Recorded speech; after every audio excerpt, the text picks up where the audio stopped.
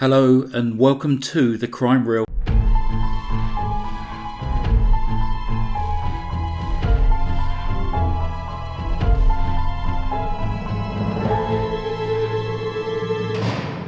Before we get started, I'm really excited to tell you about today's sponsor, Aura. Have you ever Googled yourself and was surprised to see your personal information displayed on one of those public listing sites? It's unbelievable what comes up. These are caused by data brokers that are making a fortune selling your information to robocallers, spammers, and others who want to learn more about you.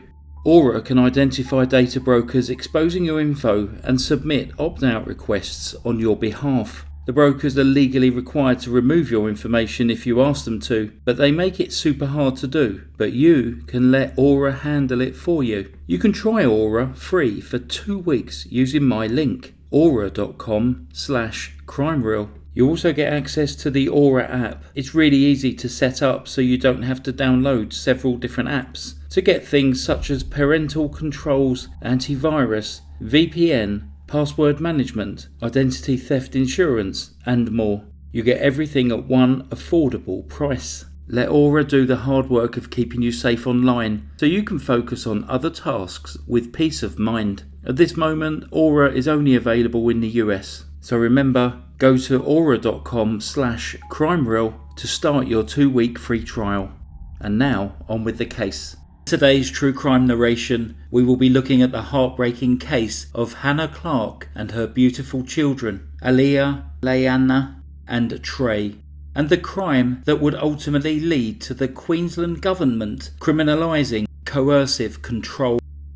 Hannah was born on the 8th of September 1988 to Lloyd and Suzanne Clarke. Hannah and her brother, Nat, enjoyed a great upbringing. Hannah was sporty, representing Queensland for 4 consecutive years in trampolining, and she also loved the beach and being outdoors. Around 2007, Hannah met a man by the name of Rowan Baxter in Brisbane, Australia. Hannah was 19 at the time, and Rowan, a former rugby player with the New Zealand Warriors, was 30 years old. Hannah was caring and loving, and with Rowan she thought that she'd found someone just like her, and for the first 4 years of their relationship it seemed like she was right. He was dedicated to Hannah and told her about his divorce from his first wife had been so devastating for him that he'd not known what to do. Their relationship progressed and Rowan proposed to Hannah in 2011, and they married the following year in Kingscliff, New South Wales. Following their wedding, it was like a switch had been flipped inside of Rowan. His entire personality and demeanour began to change. Suddenly, Rowan wanted to know where Hannah was at all times. He needed explanations as to what she was doing and who she was going to be spending her time with. Hannah was constantly belittled, and Rowan wasn't afraid of doing whatever he had to do to make sure that her world reduced down, so that he was the only important part of it. He told her how ugly and terrible she looked, called her names, told her what she could and couldn't wear, and he started doing things like making her steal clothes from shops just to prove that he could take control of her.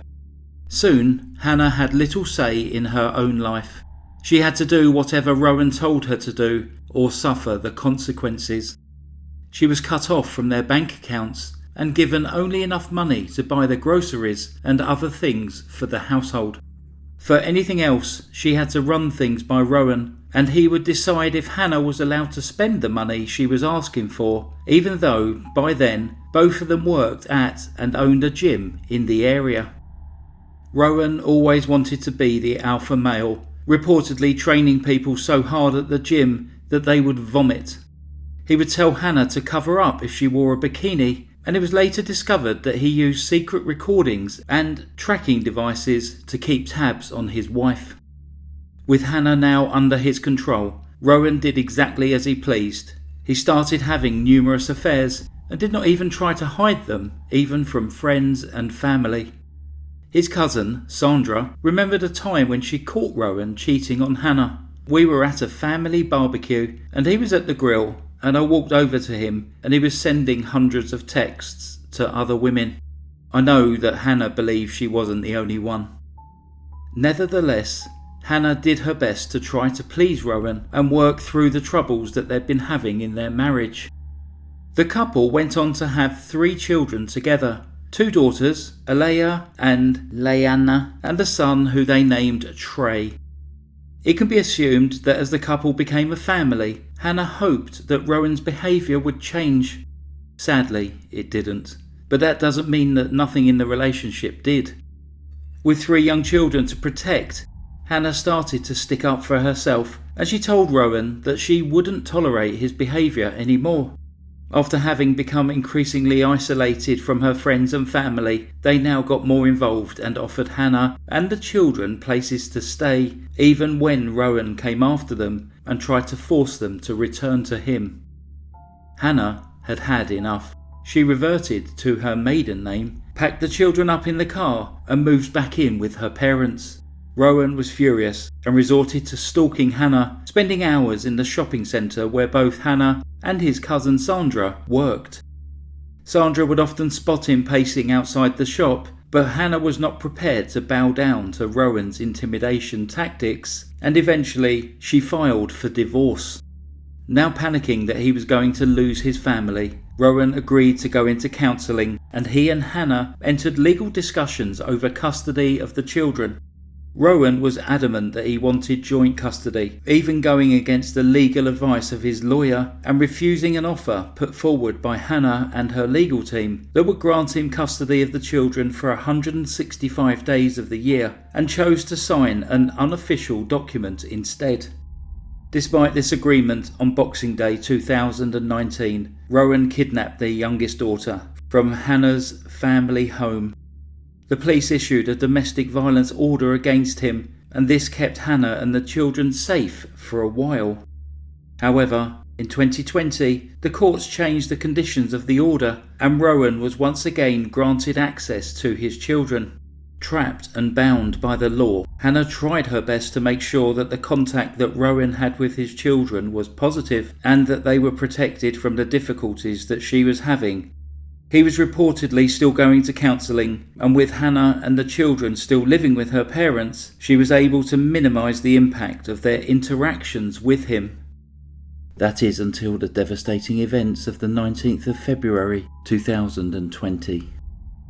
At around 8:30 a.m. that morning, Hannah packed the children into the car to do the morning school run. Rowan forced his way into the passenger seat of the car and told Hannah to drive.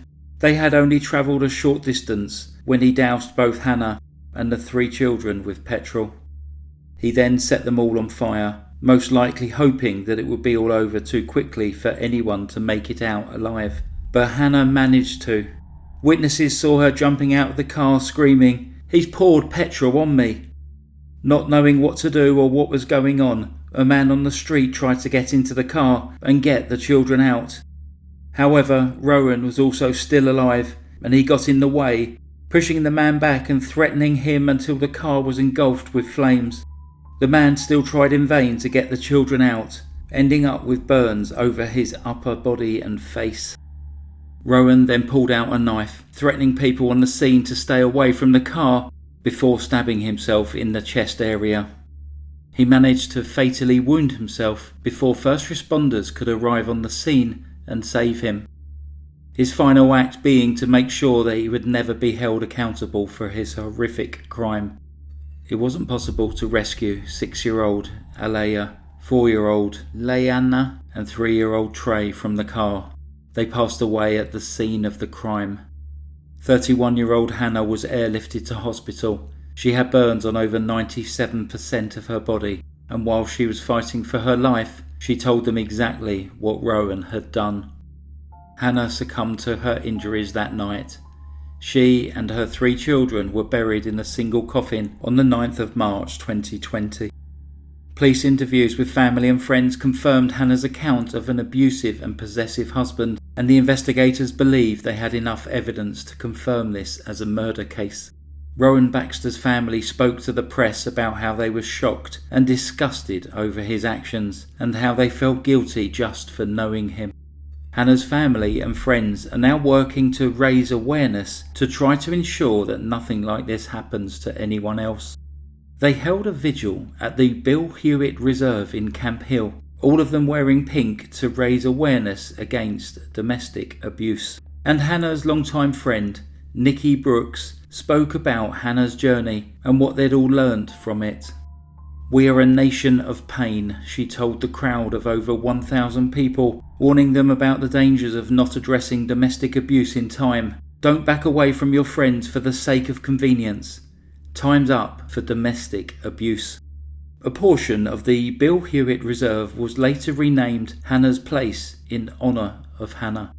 Her family have also founded a charity called Small Steps for Hannah, memorialising Hannah and her children through the work that they do to try to bring an end to domestic violence in Australia.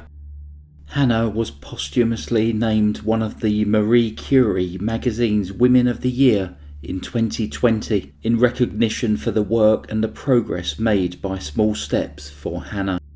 The magazine cited the reasons for picking Hannah was for the work that her charity does to highlight the dangers of domestic abuse, including emotional and financial abuse within relationships. Hannah and her children should have had their whole lives ahead of them. She was a great mum, a fitness enthusiast, winning the Australian title in the CrossFit competition for Fittest Mum. She loved the beach, and as a result of her traumatic marriage had decided that she wanted to become a police officer, as she was inspired by those officers who had supported her at a difficult time.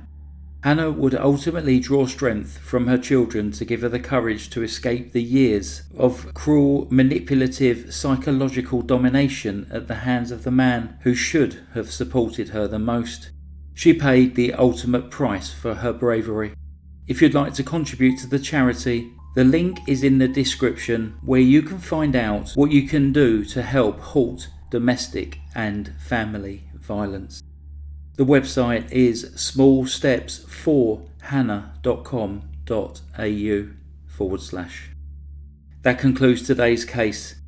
My thanks also to Orangi93 for suggesting that I cover this case. If you're new to the channel, please subscribe. Thank you so much for sending me messages on the community board following the bereavement of a close member of my family. Your kind words of support meant so much to me.